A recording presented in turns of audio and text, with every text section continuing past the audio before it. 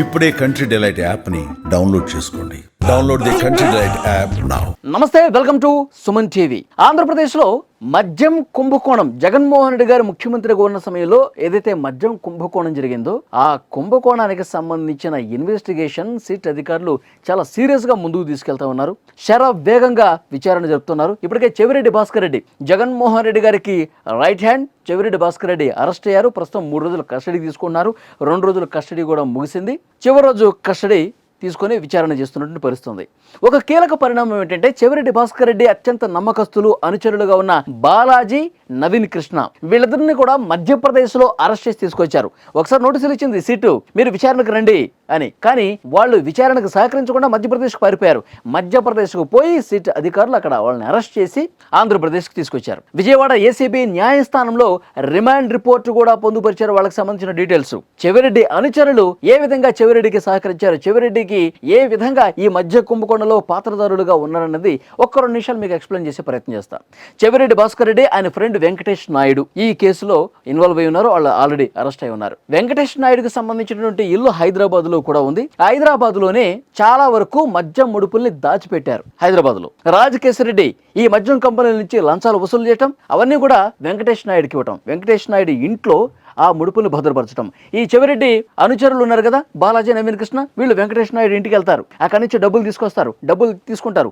ఒక్కొక్కసారి 10 కోట్ల రూపాయలు, 8 కోట్లు, 9 కోట్లు, 10 కోట్లు, ఎప్పుడు వెళ్ళినా సరే అంత మొత్తం వాళ్ళు కలెక్ట్ చేసుకుని అక్కడి నుంచి చాలా సేఫ్గా లారీల్లోనూ, వ్యాన్లలోనూ, అంబులెన్స్లోనూ ఈ విధంగా తీసుకొచ్చేసేవాళ్ళు ఆంధ్రప్రదేశ్కి. 10 కోట్ల రూపాయలు ఒక్కొక్క తడం అట్లా వసూలు చేసి వీళ్ళు మళ్ళీ ఆంధ్రప్రదేశ్కి తీసుకొచ్చిన తర్వాత జగన్మోహన్ రెడ్డి గారు తాడేపల్లి ప్యాలెస్కు దగ్గరగా ల్యాండ్ మార్క్ అపార్ట్మెంట్ ఉంది, 312 ఫ్లాట్ నెంబర్. ఆ ఫ్లాట్ నెంబర్లో ప్రణయ్ ప్రకాష్ అనే వ్యక్తి అక్కడ భద్రపరుస్తాడు. అతని నేతృత్వంలో ఆంధ్రప్రదేశ్లో తాడేపల్లిలో ఈ డబ్బుని భద్రపరుస్తారు. హైదరాబాద్లోనేమో వెంకటేష్ నాయుడు చెవిరెడ్డి భాస్కర్ రెడ్డి ఫ్రెండ్, ఇక్కడ ఆంధ్రప్రదేశ్లోనేమో ప్రణయ్ ప్రకాష్ చెవిరెడ్డికి సన్నిహితుడు, జగన్మోహన్ రెడ్డికి సన్నిహితుడు. ఆ అపార్ట్మెంట్లో దాచేస్తారు.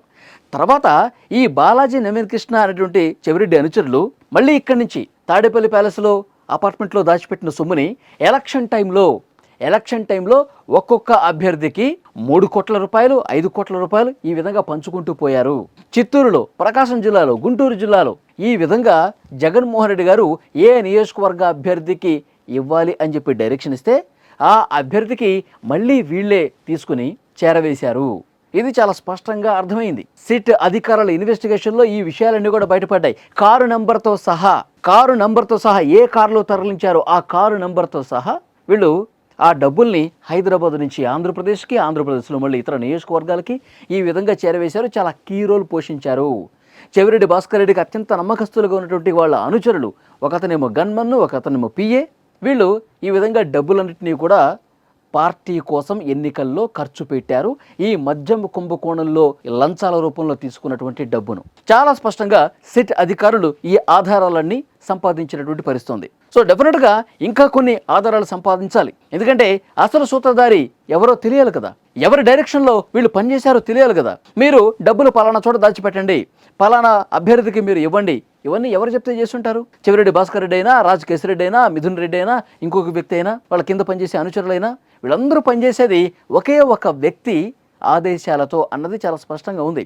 సో మళ్ళీ వాళ్ళకి నోటీసులు పంపించాలంటే వాళ్ళకి సంబంధించిన ఆధారాలు కూడా కనిపెట్టాల్సిన అవసరం ఉంది. ఎందుకంటే ఈ మద్యం కుంభకోణం జరుగుతున్నటువంటి సమయంలో, ఈ వసూళ్లు చేసినటువంటి సమయంలో, వైసీపీ అభ్యర్థులకి ఈ డబ్బులు పంచిపెట్టే సమయంలో జగన్మోహన్ రెడ్డి గారి నుంచి ఎవరెవరికి ఫోన్ కాల్స్ వెళ్ళాయి, ఎవరెవరు ఫోన్లు చేశారు, ఏం మాట్లాడారు, జగన్మోహన్ రెడ్డి గారు ఏం చెప్పారు, ఇవన్నీ కూడా బయటకు రావాల్సినటువంటి అవసరం ఉంది అని చెప్పి తెలుగుదేశం పార్టీ నాయకులు కూడా చెప్తున్నారు. ఎందుకంటే 1 కాదు 2 కాదండి, వేల కోట్ల రూపాయలు ఇప్పటికే ఆఫ్రికా కంట్రీస్కి, దుబాయ్ కంట్రీస్కి వెళ్ళిపోయినాయి. బెంగళూరులో రియల్ ఎస్టేట్లో పెట్టుబడులు పెట్టారు, కొంతమంది సినిమాలు తీశారు. వేల కోట్ల రూపాయలు ప్రజాధనం ఇది. ప్రభుత్వ ఖజానా ప్రజల సొమ్ముని ఈ విధంగా దోచేసి మళ్ళీ వాళ్ళ పార్టీ అభ్యర్థులు గెలుపొందడం కోసం ఈ విధంగా పెట్టుబడులు పెట్టడం, పార్టీ కోసం ఖర్చు పెట్టడం, ఇది ప్రజల సొమ్మే కదా. సో డెఫినెట్గా ప్రతి ఒక్క రూపాయిని కక్కించాల్సినటువంటి అవసరం ఉంది. ఎవరైతే ఇంత దుర్మార్గంగా అవినీతికి పాల్పడ్డారో, ప్రజల సొమ్మును దోచేశారో వాళ్ళందరూ కూడా కటకటాల వెనక్కి వెళ్లాల్సిందే అంటూ పెద్ద ఎత్తున డిమాండ్ వినిపిస్తుంది. తెలుగుదేశం పార్టీ, జనసేన ఈ నాయకులు రెగ్యులర్గా మాట్లాడుతూనే ఉంటారు. కానీ ఇప్పుడు ప్రజల్లో కలుగుతున్నటువంటి ఆ భావన అది. వేల కోట్ల రూపాయలండి.